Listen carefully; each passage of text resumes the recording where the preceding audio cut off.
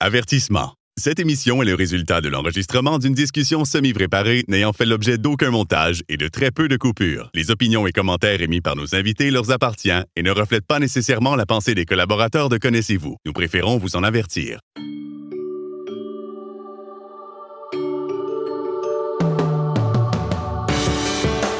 Connaissez-vous avec Martin Chouinard.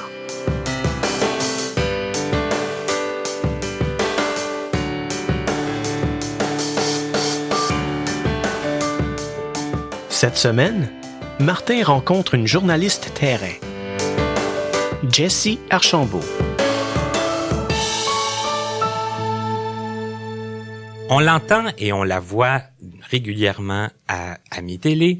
Pour ceux qui sont habitués, elle nous présente des gens, elle nous présente des reportages de gens qu'elle a le goût de nous faire découvrir. Aujourd'hui, c'est nous qui avons le goût de la découvrir. On a réussi à la faire asseoir et c'est elle qui donne l'entrevue et elle m'a confirmé un petit peu ce que je pensais, que normalement c'est elle qui pose les questions. Mon invité aujourd'hui s'appelle Jessie Archambault. Tout d'abord, bonjour Jessie. Salut Martin. Merci d'accepter. Ça fait drôle quand même de voir de voir les rôles inversés. Oui, je dois t'avouer que je suis un peu nerveuse. C'est rare qu'on m'assoit pour me poser des questions. Là. Donc, je suis prête. J'espère être à la hauteur. Alors que tu en as posé déjà beaucoup de questions à beaucoup de gens. Je ne sais pas si tu as déjà fait le décompte de ça. Je te dirais, je suis à plus de 600 reportages dans le moment, là. Quand même, 600 reportages. Ouais. Et tu n'es pas très vieille. Je ne sais pas si tu es à l'aise de dire environ vers quelle année tu es née. Je suis née en 1990. Wow, ça c'est une belle année, 1990. Ouais. Puis on a une belle chanson en plus pour... Je connais plein de gens, je sais pas pourquoi, qui sont nés en 1990 dans ces temps-ci. Donc, tu es né en 1990. Première question de répondue. Déjà, ça va bien? Ça va très bien, oui. C'est pas si pire. Et toi, Jessie, tu es née dans quel coin? Je suis née à Sainte-Julie. À Sainte-Julie, donc sur la rive sud de Montréal. Oui. Je connais quand même assez bien. Donc, j'ai grandi en banlieue. En banlieue, donc né, grandi, tout ça. Et là, bon, on en parlait avant d'ouvrir le micro. Toi, tu as une condition visuelle particulière. Est-ce que tu peux nous en parler, nous dire un peu comment ça s'est manifesté dans ta vie? Oui. Mais moi, je suis atteinte de la maladie de Stargardt. C'est de la dégénérescence maculaire juvénile. J'ai été diagnostiquée ma dernière session à l'université. Ah, quand même, OK. Oui, donc en 2012, printemps 2012, 16 mars 2012 pour être exact. OK, la date... Elle m'a marquée et depuis, à chaque année, le 16 mars, il y a toujours quelque chose qui se passe dans ma vie depuis. OK. Donc, j'ai plus peur de cette date-là. Ça a comme un peu démystifié la date, le fait qu'il arrive autre chose que ce diagnostic-là. Exactement. Okay. Entre autres, j'ai été embauchée chez Mi-Télé un 16 mars. Pour vrai? Oui. Hey, ben c'est quand même, ouais, ça c'est un gros morceau, là, ça. Oui. Ouais, donc j'ai été diagnostiquée. En fait, j'avais pas vraiment remarqué que j'avais de troubles visuels. Puis j'étais allée à mon examen routinier chez l'optométriste et elle avait pris la photo du fond de mon œil et elle a remarqué une tache. Donc, elle m'a référé à un ophtalmo qui m'a ensuite référé à une rétino. Et à ce moment-là, on a fait plein de tests et on a confirmé que c'était la maladie de Stargardt. Mais toi, t'avais rien remarqué d'anormal? Pas avant qu'on me dise qu'il y avait quelque chose. OK. Ouais. C'est très psychologique, hein? Quand on m'a dit, ben là, tu devrais voir une tache dans ta vision, là, j'ai commencé à la voir. Sérieusement? Ouais. Avant ça, j'avais pas vraiment remarqué. Ouais. Ah, ouais. Et là, bon, forcément, après, bon, là, il y a le diagnostic qui tombe, là, la tâche, on commence à la voir, puis là, j'imagine qu'on la voit de plus en plus. C'est stable. C'est stable. Ça a pas changé depuis le choc initial, là, si on veut, là, depuis que je l'ai remarqué, elle a pas grandi. OK. Ouais, donc elle est toujours là, c'est une petite tache qui brille, turquoise. OK. Ouais.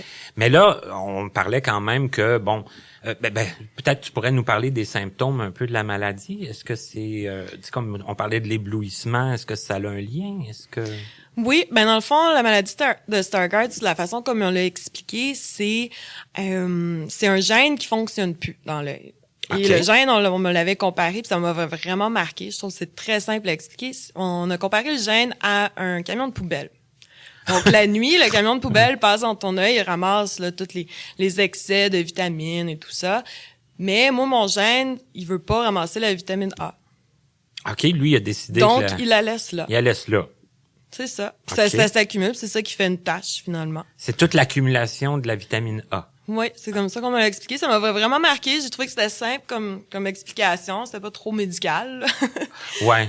Parce que des fois, tu es embarqué dans tous ces termes. C'est ça. Donc, c'est de la dégénérescence maculaire. Donc, c'est supposé de s'agrandir. Je devrais garder le périphérique. Donc, ça atteint vraiment là, la vision centrale. OK. Ouais. On va y revenir de toute façon, mais moi, avant d'aller trop vite, là, parce que bon, avant ça, t'es né à Sainte-Julie, tout ça. Quel genre d'enfant tu étais, toi, Jessie? Quel genre d'enfant? Téméraire. Ah oui? Oui, ma mère va être en accord avec ça. Très téméraire. Elle me dit souvent là, qu'elle m'amenait plus magasiner parce que je me sauvais, je me cachais dans les racks de linge, je prenais l'ascenseur seule. J'avais peur de rien. Donc, et pourquoi tu te sauvais? C'est-tu parce que t'aimais pas ça magasiner ou c'est juste parce que ça avait toujours j'adore magasiner. Je pense que c'est juste curieux. C'était plus intéressant d'aller voir ailleurs qu'est-ce qui se passait aux autres étages. Je me laissais distraire facilement, mais tout ce qui se passait autour de moi, je portais attention, je voulais aller plus loin, je voulais aller pouvoir voir ce qui se passait. Ouais, donc je pense que ça a un lien là un peu aussi avec le journalisme. Oui. Ouais. Mais là, est-ce que tu te perdais? Est-ce que ta mère te faisait appeler au micro? Elle me retrouvait. Elle te retrouvait? Elle me retrouvait. Je suis là, je suis revenue. J'ai pas de souvenir d'avoir été perdue. Puis non plus d'avoir peur, puisque tu... Non plus.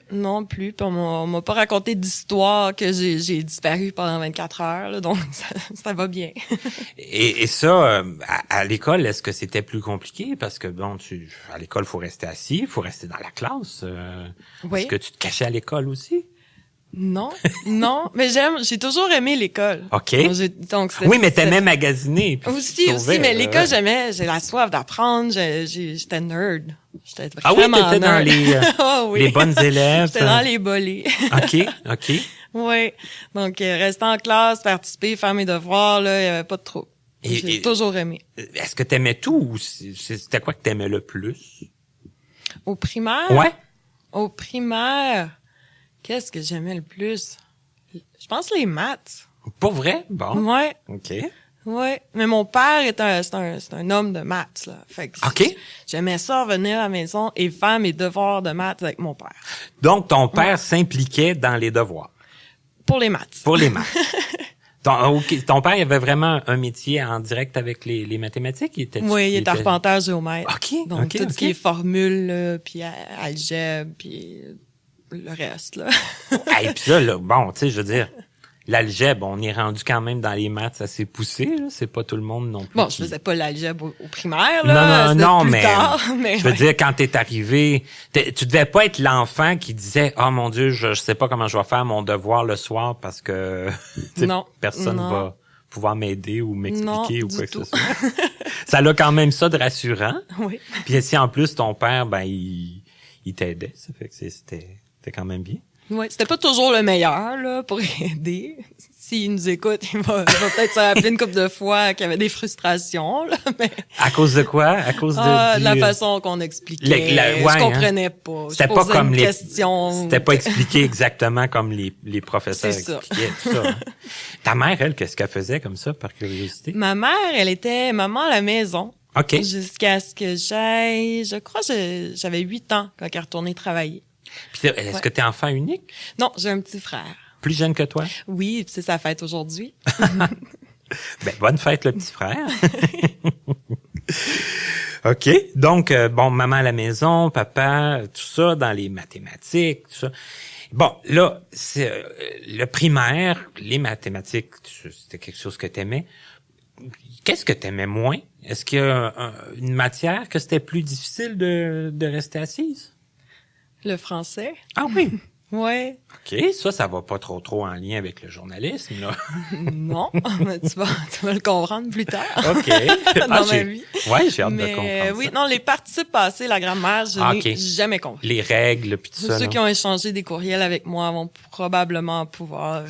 Ouais, mais j'avoue confirmer. que c'est frustrant des fois, le français, hein. Oui. Parce que, bon, on a beau se forcer à faire le moins de fautes possible, il y a tout le temps une règle quelque part qui vient nous rappeler Ou une que... exception. Ouais. Ça, je te comprends là-dessus. Et là, au secondaire, si on passait au secondaire, Oui. comment c'était? Comment était mon secondaire? Ouais. Parce que Je là, pense que c'était pas mal average. C'était pas... J'étais à l'école publique, j'étais à Sainte-Julie au début. On avait secondaire 1, 2, 3. OK. Et ensuite, secondaire 4, 5, là, la majorité des municipalités, ça arrive ça. Tout le monde allait à la polyvalente de Mont-Bruno, à Saint-Bruno. À Saint-Bruno. Ouais. OK. On était comme 840 finissants. OK. Les gens sont toujours très étonnés, mais oui, on était vraiment beaucoup et je ne connaissais pas les 840 personnes. Pourquoi les gens trouvent ça? Est-ce que c'est parce que t'avais-tu beaucoup, socialement, t'avais beaucoup d'amis? J'avais une gang, je pense que j'avais une bonne gang, on s'entendait bien. Ouais, on n'était pas dans les plus cool, on n'était pas dans les rebelles, on était juste comme en dessous du radar. Là. Et là, est-ce que t'étais toujours nerd?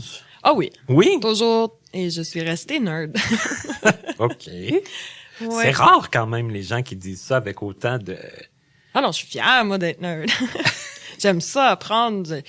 Aujourd'hui, là, le soir, là, des fois, là, je vais juste lire des faits sur... peu importe ce qui me pique mon intérêt là, ces temps-ci, ou je fais des tests de géographie ou d'histoire, là, ça m'amuse. Des tests de Ouais, je géographie? trouve ça sur Internet. OK. Là, puis c'est nommer le plus de pays possible en 7 minutes. Genre, je peux en nommer 113. 113 pays en 7 minutes? Ouais. OK. Ben, des écrire, tu sais, c'est des écrire aussi. Ouais, Dans oui. 7 minutes. Ouais. OK, mais c'est comme des tests là, tu peux tester tes connaissances générales. là, ouais. OK. J'aime vraiment, ça me détend. Ah, ça te détend. Oui. OK. Il y a pas beaucoup de monde qui savent que je fais ça le soir. C'est que le soir, avant de t'endormir, Ouais. ouais? Ouais, c'est ça que je fais. OK. Ben, tu remarques que c'est une façon quand même comme une autre, là. Mais comme peut-être pas la majorité des gens qui font ça ou même qui savent que toi, tu le fais. Non. Ou qu'il y en a disponible sur Internet. Ouais, mais là, sur Internet, maintenant, on trouve tellement tout, hein. Ouais. Quand même, là. Surtout si, toi, en général, est-ce que tu utilises beaucoup Internet pour chercher comme ça? Oui, ben dans mon travail, Dans ton oui. travail? Là, je suis toujours sur Internet à trouver toute l'information disponible en ligne sur chaque personne que j'interviewe. Et là, bon, c'est vrai parce qu'on en trouve quand même des informations sur Ouais. à partir du moment où ce que les gens ont fait des concours ou des compétitions, ou, hein, on va tout trouver ça. Donc secondaire, j'y reviens et on va finir parce que bon. Tu nous en as parlé un peu, on le sait, mais moi, je veux savoir un peu comment ça s'est passé quand vient le moment de choisir vers qu'est-ce qu'on veut faire plus tard dans la vie. Comment ça s'est pointé, puis comment ça a été quoi ton parcours, disons, après le secondaire? Comment j'ai décidé d'être journaliste? Ben, Ouais. ben, ça a été ça directement après, ça fait que... Oui. Oui, ben, je me rappelle pas le moment exact. Ou qu'est-ce qui a fait là, vraiment l'élément déclencheur où l'idée est rentrée dans ma tête. Mais je me rappelle, c'était en secondaire 3 et j'avais visité le collège Dawson et je me suis dit, c'est là que je veux aller, puis je vais aller en arts et lettres. Fait que déjà en secondaire 3, je savais, bon, les maths, j'aimais ça, mais c'était pas où je voulais aller. C'était pas là-dedans que tu voulais faire Non. carrière, là. C'est ça. Donc, je me suis dit, bon, je vais prendre tous les cours qui m'intéressent, qui peuvent aller vers arts et lettres rendus au cégep. Puis c'est ce que j'ai fait. Fait que secondaire 4-5, là, toutes les options, là, c'était géographie, histoire, communication, des cours de photo. Et ensuite, je suis rentrée là en arts et lettres au collège Dawson, en anglais. En anglais, En plus. anglais, oui. OK. Donc, j'ai switché de langue après le secondaire. Parce que là, bon, c'est secondaire 3, c'est quand même assez tôt pour savoir ce qu'on veut faire dans la vie. C'est loin d'être tout le monde qui le sait aussitôt que ça. Ce que j'en comprends, c'est que ça n'a pas bougé non plus. Ça s'est juste confirmé. Ça s'est confirmé. Après, avec les années, ouais. Mm-hmm. Puis là, en anglais, est-ce que... C'est sûr, la question... Je suis anglophone? Oui, t'es anglophone? Oui. OK. Oui, ma mère est anglophone, mon père est francophone. J'ai vraiment grandi avec les deux langues. C'est que déjà, dès le début, quand tu étais jeune, tu parlais déjà l'anglais couramment? Oui. Donc, je lisais en anglais, j'écoutais la télé en anglais. Oui. OK. C'est que ça, j'ai toujours eu de la facilité en anglais. C'est un gros plus, ça, quand même, aussi, dans la vie. Parce qu'avec ton nom, on devinerait pas, là. Archambault, non. Mais Jessie, en fait, je suis nommée d'après mon arrière-grand-mère, qui est écossaise. Donc, c'est un nom anglophone écossais. Jessie, c'est ton vrai nom? Oui. OK. Pas Jessica. J'avais entendu dire, hein. Ah oui, je te crois. Je reçois des courriels couramment que les gens m'appellent Jessica. Les gens, non, des fois. C'est juste Jessie. OK. Des fois, les gens, ils ont peur d'utiliser ce qu'ils pensent être un diminutif. Hein. Moi, j'avais une collègue qui s'appelait Marie-Jo. C'était son vrai nom, c'était Marie-Jo. Et non Marie-Josée. Puis les gens avaient de la difficulté à dire oui, Marie-Josée, tu sais. À dire Marie-Jo, ils disaient toujours Marie-Josée. Mais OK, donc toi, ton vrai nom, Jessie, ça sonne un peu plus anglophone, en effet. Donc, études en anglais à Dawson. Oui. Et là, ça s'est bien passé? Comment ça... La première session, je l'ai trouvé dure. OK. Le switch, de remonter à niveau avec tous les autres étudiants qui avaient là, qu'eux avaient étudié toute leur vie en anglais. Tu sais, moi, j'avais fait les cours d'anglais seconde langue. On s'entend, on n'apprenait pas nécessairement comment écrire, là. Ouais, de façon ben oui. profonde, là. C'est ça. Donc là, rentrer en plus en arts et lettres, en littérature victorienne, c'était assez... il y a eu une période d'ajustement. Donc, mon orgueil de nerd en a pris un petit coup, là, la première session. Puis après, je me suis dit non, je peux pas toujours passer très flush, là, à 60%, là. C'est pas moi. Donc, je me suis donné un petit coup de pied, là, dans le derrière, puis j'ai remonté mes notes assez vite, là. OK. Je suis retournée dans ma zone de confort de nerd. Ouais. Ça a été plus un ajustement, parce que bon, c'était pas parce que c'est pas parce que tu comprenais pas, forcément. Non. C'était juste un peu, c'est vrai, faudrait que je up my game pour me rendre à un niveau avec toutes les autres. Ouais. C'est que ça, c'était le niveau collégial? Oui. C'est ça? Puis là, après ça, il y a eu l'université? Oui. OK. Donc, je suis rentrée à l'université d'Ottawa. Ah, d'Ottawa? Oui. OK. Donc, je suis déménagée à Ottawa, j'avais 19 ans. Je venais d'avoir 19 ans. OK. Et je suis rentrée dans leur programme de journalisme qui est un bac, une espèce de bac en 2 temps, si on veut. Donc, c'est 3 ans d'université jumelés avec 2 ans au collège là-bas. Donc, c'est sur 5 ans. Donc, t'as autant là, l'aspect académique, théorique de l'université et au collège, la partie appliquée. Donc, après les 5 ans de bac, on sort quand même avec 2 diplômes. 2, quand même. Ouais. Hein? Mais est-ce que c'était prévu, ça, à Ottawa? Est-ce que ça faisait longtemps que c'était ça que tu... Non, c'était pas prévu du tout.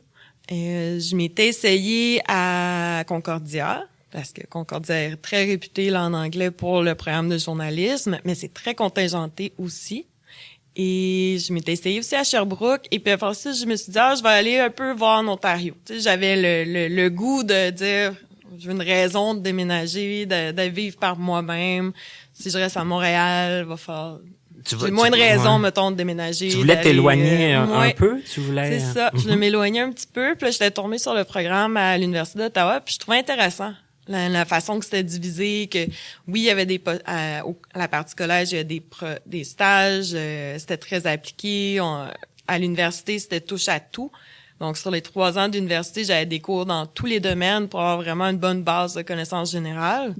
Fait que ça, j'aimais la façon que c'était divisé, puis j'ai été acceptée, puis pas mal partout.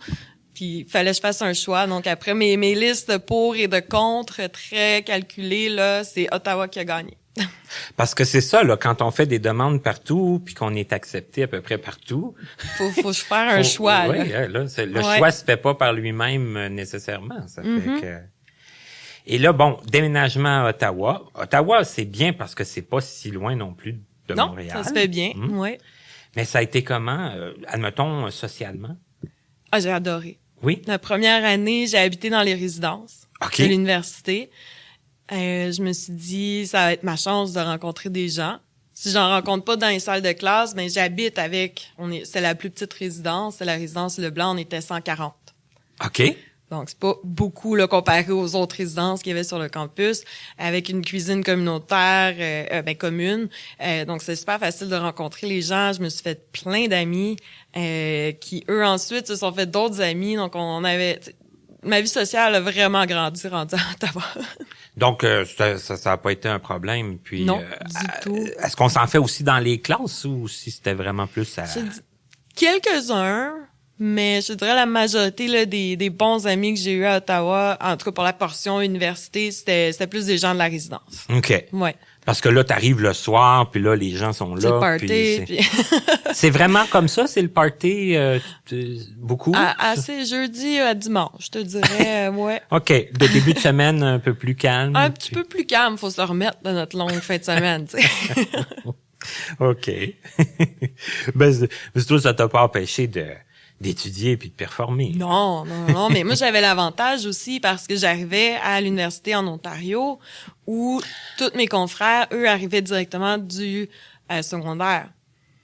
Ah, ben oui, c'est vrai. Moi, j'avais fait mes 2 ans de cégep, donc j'étais quand même autonome en termes de gérer mon horaire, gérer quand est-ce que je fais mes travaux, quand est-ce que j'étudie et tout ça, tandis que tous les nouveaux amis que je me faisais, eux, ils étaient 1 an plus jeunes, ils arrivaient du secondaire. Donc, ils étaient dans cette période d'ajustement-là. Il y a donc, pas eu j'avais comme, cet avantage-là. Je pensais que t'étais pour me dire que c'était parce que les bars fermaient plus tôt. Puis que... Oh, ils ferment juste 1 heure plus tôt. Ah, OK.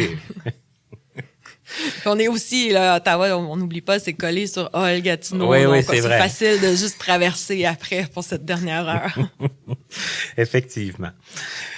C'était une petite blague qui a tombé à plat. J'ai déjà entendu souvent.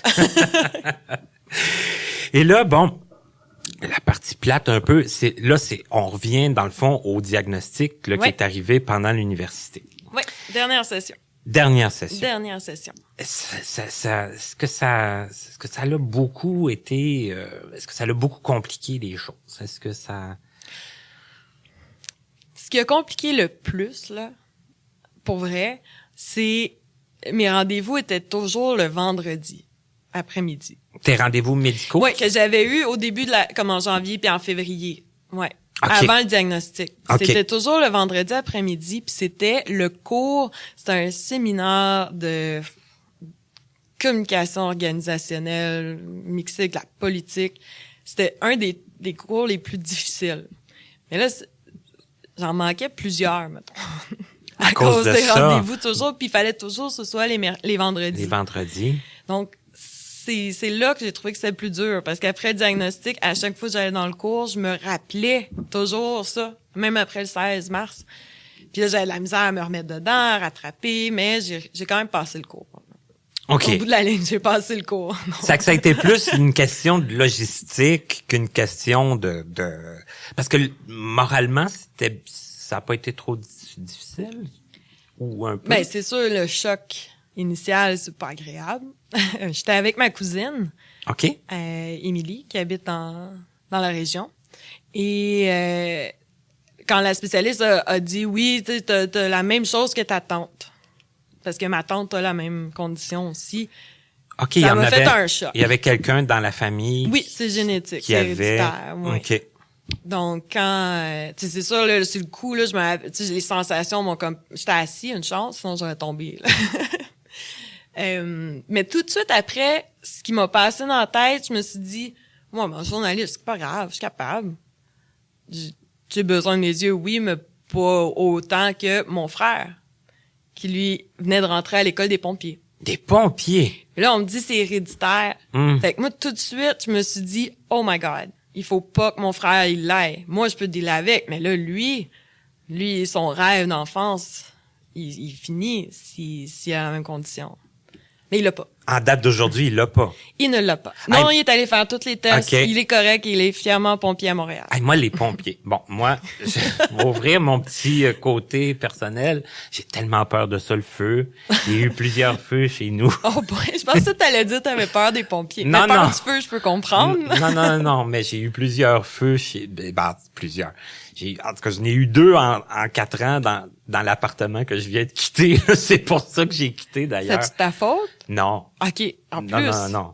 Non, parce que si ça avait été de ma faute, j'aurais pas quitté. J'aurais dit, je vais aller mettre le feu ailleurs, ça sera pas mieux. Non, c'était pas de ma faute. Mais j'ai vraiment comme une très, très grande... Phobie, moi, du feu. une phobie, mais par contre, pour les pompiers, j'ai beaucoup de respect. Je trouve que c'est un métier très courageux. Oui. Donc, ton frère, lui, c'était son rêve d'être pompier. Depuis qu'il sait marcher. Ouais. Aïe. Ça a toujours été ça. Il a essayé d'aller ailleurs, au cégep, ça a pas marché. Puis, donc en 2012, quand moi j'ai été diagnostiquée, il venait de recevoir sa lettre la semaine d'avant. Aïe. Puis il rentrait à l'école des pompiers. OK. Il avait enfin réussi, parce que c'est très contingenté pour rentrer à l'EPIC, à Laval. Puis il venait de l'avoir. Là, ça venait de fonctionner. Oui, fait que là, moi, on me dit, c'est génétique. Là, tout de suite, je pense à lui, je dis, oh non. Mais bon. Il a tellement travaillé fort, ça peut pas y Ben arriver. oui, ça aurait là. été vraiment plate. Hein. Mais Ouais. là, c'est pas le cas. Non. Donc, tant mieux. Oui. Et, et là, ça m'a déconcentré, les pompiers, par exemple. Ça a cet effet-là, hein, les pompiers, ça déconcentre tout le monde. Donc, toi, tu disais, bon, j'ai pas absolument besoin de mes yeux pour être journaliste, tout ça. Mais qu'est-ce qui s'est passé pour toi après quand tu as eu tes bacs, tout ça? Est-ce que ça a été Ami Télé tout de suite ou si... Après l'université, je dis là encore avec ça. Là. La première année, j'avais mes up and down, comme tout le monde, je pense. Mais tu sais, je me disais quand même, je suis capable, je continue. Je suis fonceuse, tu sais, c'est rare qu'on est capable de m'arrêter. Je continuais. Donc, après l'université, je suis allée au collège, à Algonquin College, à Ottawa. Et là, c'était la partie appliquée. Donc là, c'était un peu un test de voir, OK, j'arrête pas de me dire, je suis capable, mais est-ce que je le suis vraiment? OK, c'était comme le moment de passer un peu à l'acte, là. Passer à l'acte. Donc vraiment, là, les cours, là, c'était assez intense. Ils nous pitchaient dans le bassin, là. Je me rappelle la première journée dans le cours de journalisme 101. Ils nous disent, bon, sortez du campus, trouvez quelqu'un qui a fait une activité le fun cet été, prenez une photo, prenez leur numéro de téléphone, revenez et écrivez un 100 mots. Un article de 100 mots. OK. Ça On que là, a fallait 3 sortir très vite, Puis trouver vite, quelqu'un très puis c'est vite. pas une question de pourcentage. Fait que là, il y avait cet aspect-là. Si t'es à l'université, ils disent, bon, mais t'as un tel travaux à faire, ça vaut 35% de ta note. Mais là, ça valait 0,2%. Mais si il y en a 3 que tu faisais pas des devoirs comme ça, t'étais dehors et tu sortais. Oh là là, OK. Ça Donc, fait que...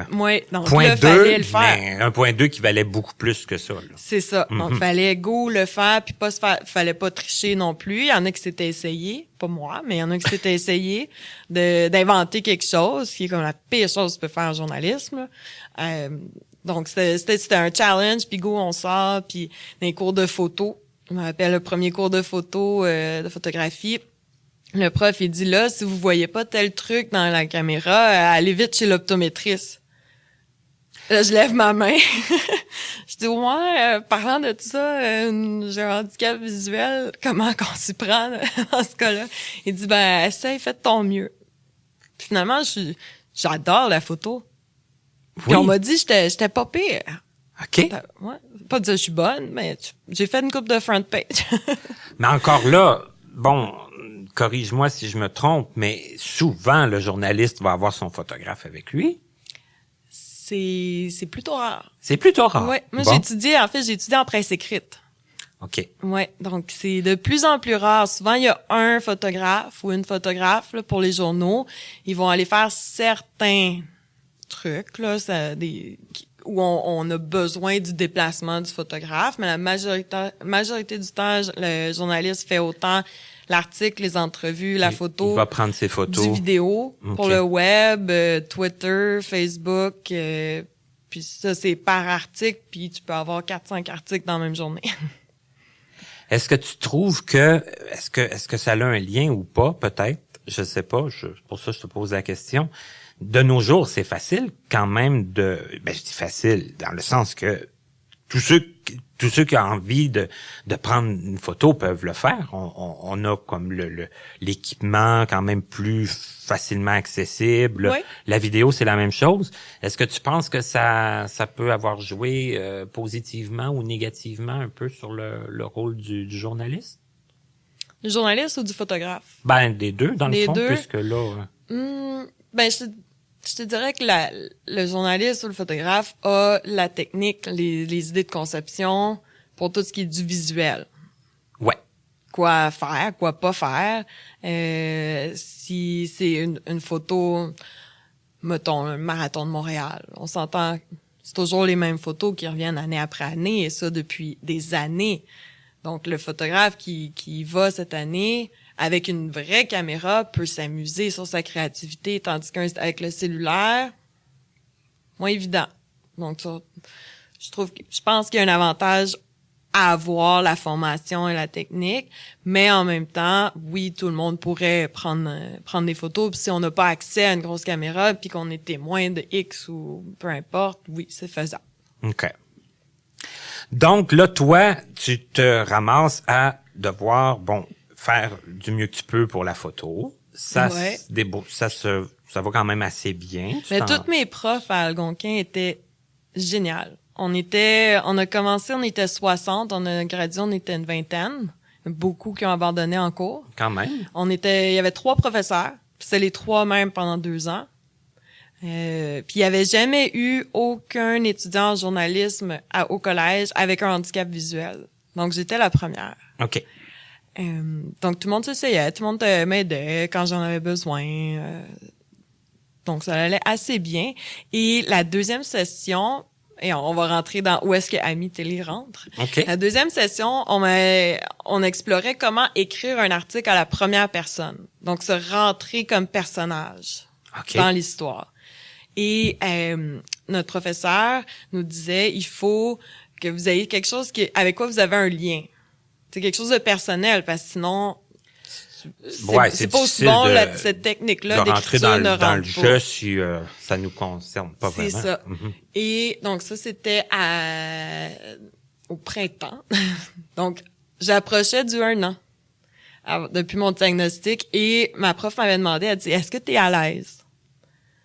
Veux-tu l'essayer? OK. Il va peut-être avoir un effet thérapeutique qui va rentrer là. OK. Peut-être pas, mais essaye-le. Je me suis dit, OK. Donc, thérapeutique. J'ai accepté le challenge. Ça pouvait venir jouer un petit peu sur les émotions, puis... Ouais. Puis donc l'article, ça parlait des étudiants, les défis, les challenges d'un étudiant au postsecondaire avec un handicap visuel. Et c'est à ce moment-là que j'ai interviewé les premières personnes handicapées visuelles que je rencontrais. Autre que moi. Autre que toi, parce que Ouais. ce que j'en comprends, c'est que tu t'es pas annoncée comme étant étudiante handicapée visuelle avant d'arriver. Ouais. T'as posé la question une fois rendu là. Ouais, c'est ça. OK. Ça, c'était par choix, ou par peur, ou par... Ah, mais j'étais pas trop sûre. En fait, j'étais allée à tu veux dire la rentrée, là, à la nouvelle école? Ouais. Ben, j'étais allée à la journée d'orientation, comme de rentrée des classes. Puis là, il y avait plein de tables, il y avait comme des foires, là, de voici tel club, puis telle équipe de sport. Puis là, j'avais vu qu'il y avait le centre avec les services pour les étudiants handicapés. Puis je me suis dit, on va aller voir s'ils peuvent m'aider. Tu sais, j'ai posé la question. Ils m'ont dit, fais juste venir avec ton diagnostic, puis tu vas faire une rencontre avec un conseiller, on va établir tes besoins. Mais j'avais pas beaucoup de besoins, puis considérant que tous mes cours étaient dans la même classe, la seule adaptation que j'avais, c'est que j'avais un écran qui était plus gros, qui était plugué en bon français, plugué sur l'ordinateur du professeur. Donc, quand il y avait des PowerPoint ou des choses comme ça, okay. moi, j'étais allée à l'autre écran pour pouvoir les voir. OK, d'accord. Puis, puis aussi, les examens pour pour que je puisse les faire, les lire, pour que je sois confortable. Pour une raison X, ils n'étaient pas sûrs comment faire du gros caractère. Donc, il me l'imprimait sur un papier poster. C'était énorme. Ça prenait toute la table au complet. Puis là, je remplissais mon examen comme ça, mais tout le monde avait du fun, tout le monde riait, puis c'était pas un problème du tout. Tous les profs faisaient vraiment ce qu'ils pouvaient, puis... C'est que là, tu te ramassais avec ton examen comme Ouais, c'était énorme, la feuille, là. Puis là, toi, tu répondais sur ton ordinateur, là. Non, j'écrivais dessus. Oui? Ouais, c'était souvent comme des tests, ouais.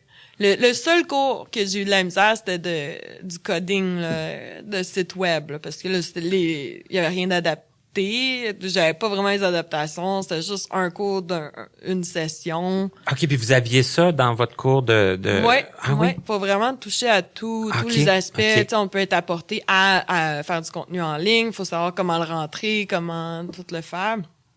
Mais j'ai pas retenu grand-chose de ce cours-là. Je l'ai passé, là, mais j'ai pas... Ouais. Donc, Jessie, ta première entrevue avec une personne qui était non-voyante, ça s'est fait dans le cadre d'un travail. C'était ton travail dont tu devais être à la première personne au jeu. Oui, puis je me rappelle, ça avait été très dur. OK. Je m'attendais pas au choc que j'ai eu la première entrevue. OK, à ce point-là. Ouais, c'était une dame qui faisait un retour aux études. Elle avait la rétinite pigmentaire. Et je me rappelle, tout de suite après avoir fini l'entrevue, elle était très fâchée. Donc, elle a beaucoup de rage en dedans. Elle était pas à l'aise avec la situation. Puis moi, j'étais pas vraiment dans cet esprit-là. Fait que je pense que ça a eu beaucoup un impact un peu sur moi, le choc de oh, OK, c'est possible d'avoir de la frustration autant.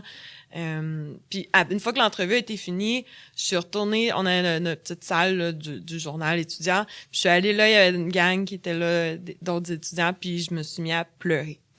Donc après ma première entrevue avec une personne aveugle, j'ai parti à brailler.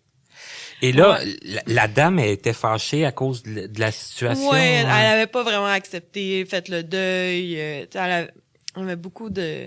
Ça qu'elle retournait aux études, mais elle était pas nécessairement à l'aise avec sa situation. C'est ça. Puis toi, forcément, bon, t'étais pas dans cet état-là. Non, mais je dis pas que je l'avais accepté à 100%, non. Mais j'avais passé quand même par mon aspect de rage dans le deuil, a passé vraiment vite, là. OK. Ouais, j'étais plus, je suis capable, puis go, puis j'embarque. OK. Donc là, de voir que, il y a une possibilité d'être comme ça, ou de voir une autre réalité, de côtoyer quelqu'un d'autre. Il y avait beaucoup de facteurs là qui étaient rentrés en temps là-dedans. Puis là, je me disais, je sais pas, que c'est une bonne idée cet article-là. Puis là, j'ai rencontré la deuxième personne, puis dans l'article.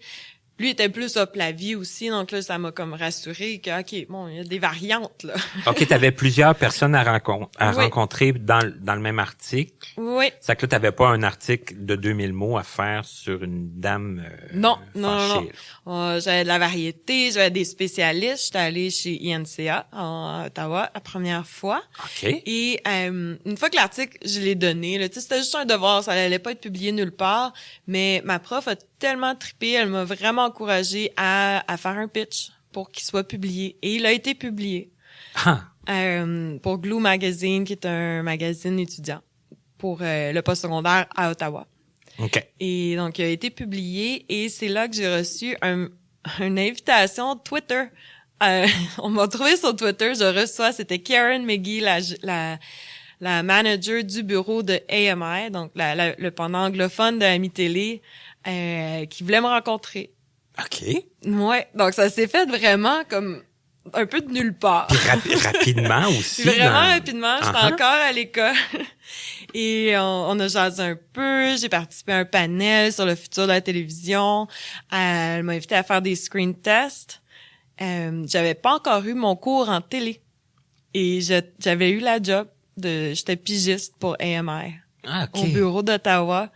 Donc, ça, je me rappelle, on était janvier et là, OK, c'est le fun, j'étais contente.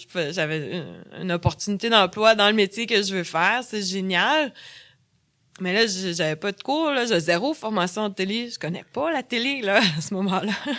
Puis là, vous, dans ton cours de journaliste, tu avais un cours de télévision qui commençait aussi. quelques semaines plus tard. Donc, je me suis dit, je vais contacter la prof tout de suite pour qu'elle me le fasse en accéléré avant d'aller faire mon premier tournage. Mais d'un autre côté, ton employeur le savait aussi. Oui. Je le savais déjà, oui. Donc, j'ai vraiment appris, en télé, j'ai appris sur le tas. Je m'inspire de ce que je connais là de la presse écrite, de comment raconter une histoire, des bons personnages, côté visuel aussi avec les cours de photo. Et puis là, après ça, j'ai tout transformé ça et j'ai appris plein de nouvelles choses en travaillant.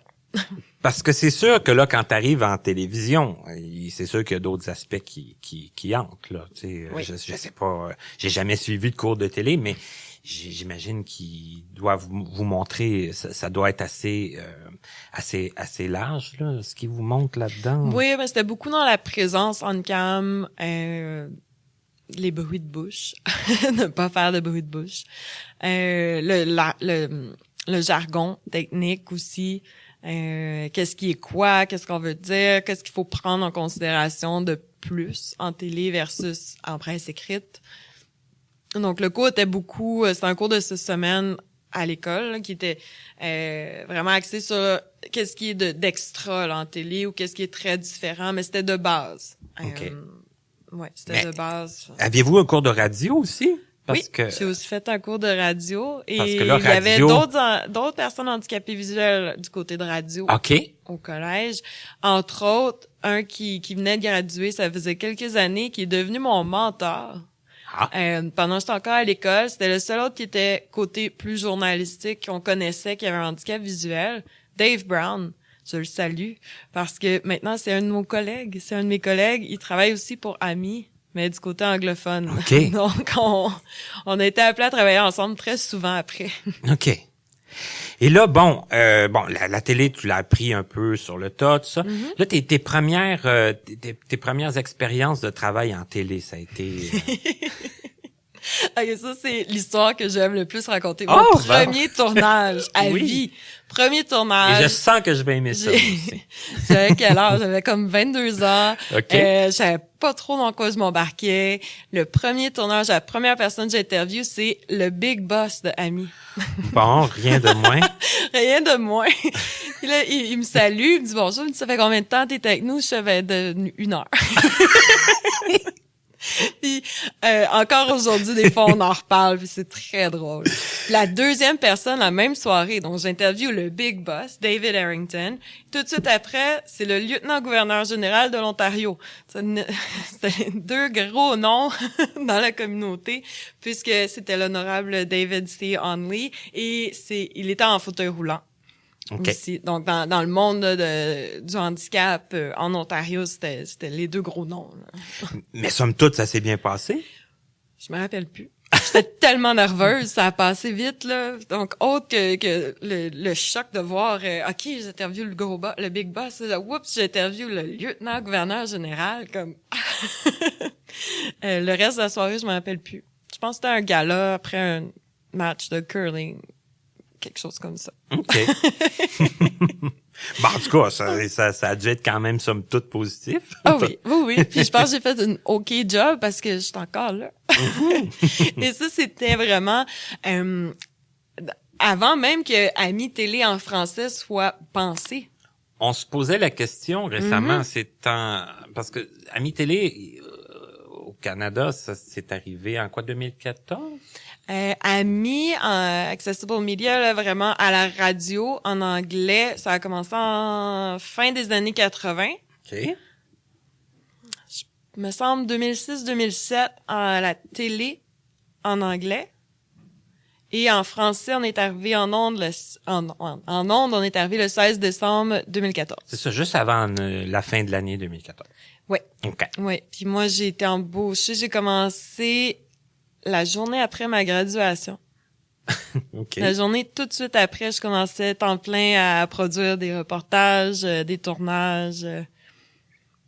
Ouais. Ça voulait dire quoi en 2015? 2014. 2014 ouais. Aussi. Bon, ouais. Donc, dès le début, là. Oui, dès qu'on a eu le go. Je pense que j'étais comme la 2e personne embauchée. Puis là, j'étais à contrat à la pige, puis c'était l'année d'après, le 16 mars, que je suis revenue à Montréal. OK. Et là, j'étais à temps plein, permanent. Je suis maintenant à mi-télé. Et là, de revenir à Montréal, c'était quelque chose qui te... Bon, là, c'est sûr, tu avais un bon emploi qui t'attendait. Ouais. Mais le fait de revenir à Montréal en tant que tel, c'était bien? J'étais pas sûre. Non? J'étais pas sûre. Je vais t'avouer, j'avais pas vraiment gardé de contact avec les gens d'ici. Ça faisait déjà 6-7 ans que j'étais à Ottawa. J'avais ma vie, j'avais des amis, j'avais une routine. J'avais gardé un sideline où j'étais guide touristique à Ottawa. Donc, je faisais encore ça. J'aimais ça. C'était quoi ça, guide touristique? Pour qui? Pourquoi? C'est la compagnie Ottawa Walking Tours. OK. Et le propriétaire a aussi un handicap visuel, puis j'étais directrice adjointe. À l'époque, on se trouvait très drôle. On donnait des visites guidées, puis les deux, on voyait pas clair. On le disait pas, là. Les deux, on n'a pas de canne, donc ça paraissait pas trop, mais on se trouvait très drôle. C'est quand même un drôle de paradoxe, là, quand Oui. on regarde ça.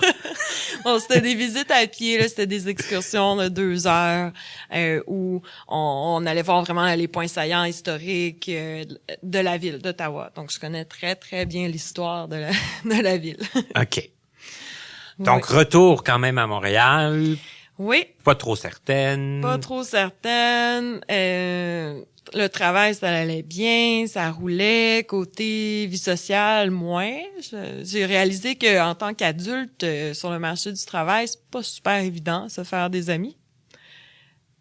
OK. Plus difficile. Tu rencontres des gens au travail, oui, mais autre que ça, un peu moins. Fait que je te dirais, les premières années, c'était pas super.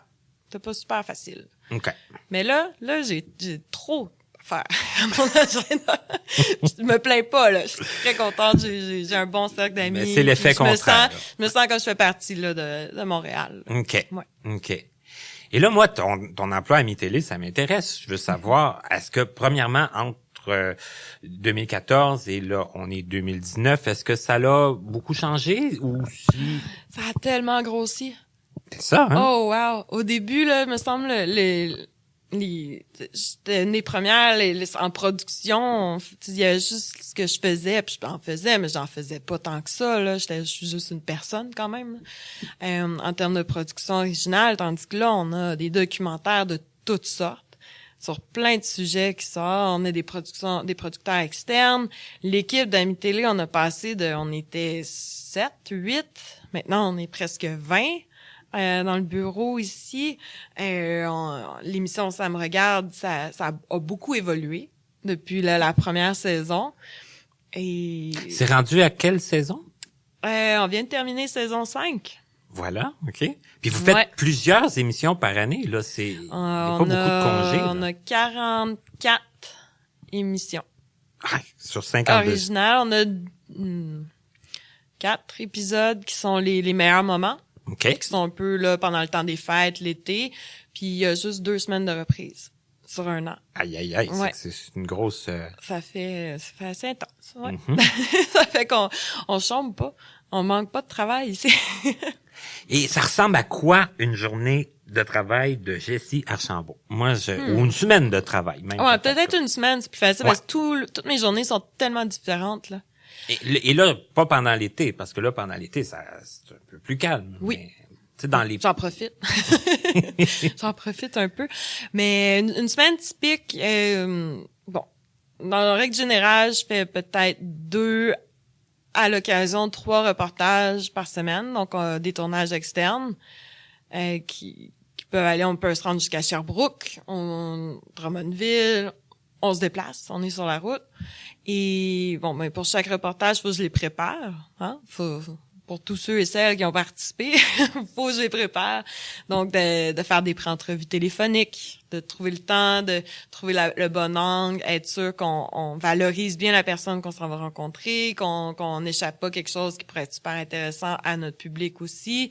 Donc faire les pré-entrevues avec tous les gens qui vont être dans le reportage, écrire mes plans de tournage, être certaine que tout se tient, que les caméramans à qui je parle sont au courant de qu'est-ce qu'on s'en va faire, qu'est-ce qu'il y a comme image, y a-t-il des restrictions. Donc, tout ça à penser pour chaque tournage. Donc, quand je suis pas en tournage, je suis en train de préparer les autres. C'est Et ça. faire les réunions de production de Ça me regarde, les enregistrements de Ça me regarde. Ouais. Et d'autres projets spéciaux aussi là, qui s'en viennent cet automne. C'est ça, parce que là, dans Ça me regarde, tu présentes aussi des reportages. Oui, tous les reportages que je fais passent à Ça me regarde. Donc, il y en a 2 par épisode. C'est des épisodes d'1 heure. Et je vais les présenter. Donc, faut que je trouve quelque chose à dire aussi. Comme un intro, tu sais, Un intro, puis un supplément d'information aussi, là, donc de faire des updates aussi, des mises à jour, parce qu'à l'occasion, les reportages, entre le tournage et la diffusion, il peut y avoir 6 mois. Donc, d'aller voir, bon, y a-t-il quelque chose qui a changé? Y a-t-il une bonne nouvelle à rajouter? Donc, reprendre contact, réécrire ce texte-là. Ouais. Et j'ai remarqué que vous présentez le reportage à Ça me regarde, mais après ça, vous le mettez en ligne ou tout ça. Oui, toutes nos productions originales sont disponibles en ligne. Puis là, tu refais une petite présentation pour le oui, web. Oui, ça, c'est les versions capsules qu'on appelle dans le bureau. Mais les versions capsules aussi sont en ondes. Donc oui, ils sont sur le web, mais sont aussi en ondes puisqu'on n'a pas d'annonce. Donc, tous les reportages que je fais deviennent un peu des annonces. C'est ça, en entre 2 émissions ou OK. Mm-hmm. Oui. OK, c'est que c'est cette version-là comme qu'on voit sur Internet, là. Oui. OK. Exactement. Mais ça te demande aussi d'enregistrer ça, Oui, mais ça je l'ai fait souvent sur le terrain. C'est moins long que d'autres choses à faire. Je m'en viens bonne à dire ici Jessie Archambault. Dis-le pour nous. Ici Jessie Archambault. Puis à l'occasion aussi, je fais de la radio pour le côté anglophone. Okay. AMI Audio, donc je fais des chroniques, faire des petites mises à jour de ce qui se passe dans le bureau d'AMI Télé, qu'est-ce qu'on a en ondes, les nouvelles productions, autant ce que moi je travaille que ce que les autres membres de l'équipe font.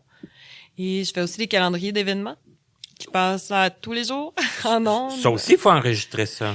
Les enregistrer, préparer. ça va vite. C'est Ouais. les trouver souvent qui est un peu plus long. Trouver tous les événements là, qui se passent dans la communauté là à chaque semaine. L'été, c'est un peu plus compliqué. Il y a beaucoup d'associations, d'organismes qui prennent une pause. Donc, il y a moins d'activités, moins d'événements. Puis des fois, ils sont moins présents aussi pour les annoncer, les diffuser. Mais depuis, on fait ça depuis le début, le calendrier, je te dirais, dans les derniers 18 mois, là, ça rentre. J'en reçois des courriels et je remercie les gens qui m'écrivent et qui me disent « Hey, j'ai un événement telle date, tout de suite, c'est garanti, ça s'en va dans le calendrier. » C'est parce que les gens le savent plus, sont plus au courant que ça existe. Oui, je pense peut-être qu'il y avait un peu une gêne avant d'écrire. À la fin des calendriers, j'invite les gens à m'écrire, mais peut-être qu'il y avait une gêne, peut-être qu'il y avait je sais pas, est-ce que je peux, est-ce que c'est bien vu? Oui, la réponse est oui. Vous pouvez, c'est bien vu. Donc là, les gens se manifestent de plus en plus eux-mêmes. Oui. Et t'as des gens aussi qui te parlent de d'autres personnes qui vont te proposer des sujets oui, c'est vraiment apprécié là. Les gens vont m'appeler ou m'écrire ou quand je suis en train de faire un tournage avec quelqu'un, on me dit hey, il y a telle personne aussi, il faudrait que tu rencontres, là ses coordonnées. Donc non, je manque pas de sujet. Fait que tu prends les choses là partout de toutes les sources. Oui. Si les gens sont trop gênés de se manifester eux-mêmes, ça peut être quelqu'un d'autre qui va te parler d'eux. Exactement. Uh-huh. C'est sûr, je peux pas nécessairement tout de suite là, le lendemain les appeler, mais je garde toujours les notes puis je m'y rends là. À un moment donné, j'ai une bonne pile là, sur mon bureau, c'est ce que je fais ce mois-ci. J'essaie de passer à travers, d'appeler tous les amis des amis, le voisin, le cousin, j'essaie d'appeler tout le monde et voir, je prends 10 minutes, 15 minutes, je jase au téléphone avec la personne puis on regarde ensemble qu'est-ce qu'il y a de possible, qu'est-ce qu'on pourrait faire.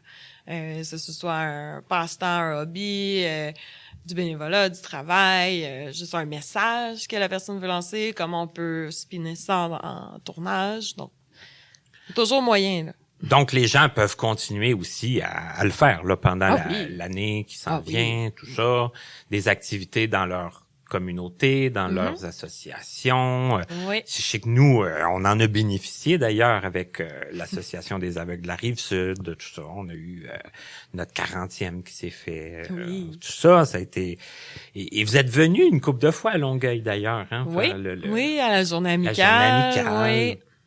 Moi-même, j'ai participé quelques fois. Oui, t'es rendu un habitué, là. Oui, ça a été une grosse année pour moi aussi à Mi-Télé. Puis c'est tellement plaisant en plus, là. Ah, Tantôt, je suis contente. revenu, puis on m'a reconnu. Puis Ah oui. j'ai dit, coudonc, hein, on passe, puis on laisse notre petit souvenir, notre petite... c'est un peu pour ça aussi qu'on fait ça, hein. Mhm. Journaliste ou faire mon podcast, puis tout ça. Et là, Jessie, est-ce qu'il te reste du temps pour avoir d'autres activités, d'autres passe-temps, qu'est-ce qui te passionne dans la vie à part le travail, bien Qu'est-ce que qui me ça passionne? l'a tellement varié et Ah oui. hein? Autre que mes tests là, de connaissances générales. Oui, mais je pense que je vais aller voir ça, moi, sérieux, ça m'intrigue. Je vais aller trouver des sujets, On prend des compétitions. des sujets de tests qui m'intéressent, là, je vais aller me tester un peu. C'est bon. Mhm. J'aime beaucoup la généalogie. OK. Depuis quelques années, là, je suis vraiment là-dedans. J'en fais pas à tous les jours, là, mais j'en fais un peu là toutes les semaines, de fouiller dans les archives, faire mon arbre généalogique, trouver le pourquoi du comment de telle personne qui est dans l'arbre. Ça me fascine vraiment. OK. Puis c'est de la recherche, je fais ça à longueur de journée, mais pour une raison X, quand j'arrive chez moi, ça me tente encore. Donc, je continue à fouiller. Puis là, on s'entend qu'en généalogie, on peut fouiller longtemps aussi, là. Oui, oui. En effet, on peut fouiller très longtemps, mais j'aime beaucoup faire les liens entre les personnes. C'est puis ça, ben oui. Quand il y a un moment où je fais « Ah, c'est pour ça » où il y a eu tel événement déclencheur qui aurait causé que telle personne a sorti de la région, même si ça faisait 300 ans qu'il était là. Oui, donc je trouve ça, j'aime beaucoup faire ça. Et je vais souvent visiter mes parents aussi, qui ont quitté la Rive-Sud, sont rendus en Estrie. Donc, aller les visiter, passer du temps à la campagne, c'est toujours le fun. Se ressourcer. Oui. Écoute, Jessie, ça a été vraiment très intéressant et en plus très agréable. Ah, merci. Moi qui était pas sûre là si ma vie était assez intéressante pour participer, mais tu me rassures. C'est un petit peu ça mon but, c'est de rassurer les gens. Habituellement, quand j'approche les gens, c'est parce que moi, ça m'intéresse, donc ça peut en intéresser d'autres. Alors, je me dis, je peux me tromper, mais en tout cas, je pense que jusqu'à maintenant, ça va quand même assez bien. Parce que les gens qui font des choses habituellement, c'est intéressant et ça intéresse le reste de la communauté. Oui, puis je pense aussi il y a beaucoup de gens dans la communauté qui ne savent pas que j'ai un handicap visuel. Donc là maintenant c'est là ça va sortir. Je veux dire, on en parle souvent en ondes là, mais j'en parle pas tout le temps mettons. Mais là j'en parle aujourd'hui. Un gros merci Jessie. Ça fait plaisir.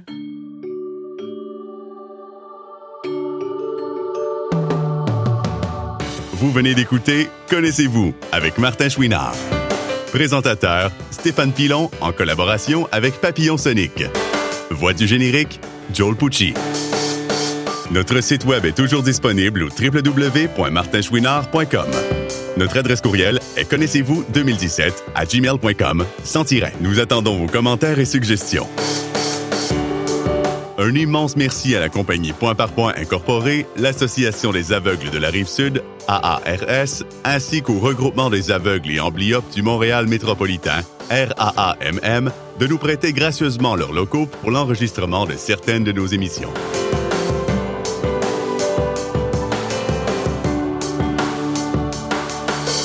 À notre prochain rendez-vous, quelqu'un avec un parcours inverse de ce que nous sommes habitués d'entendre. Jonathan Riera, le 4 octobre.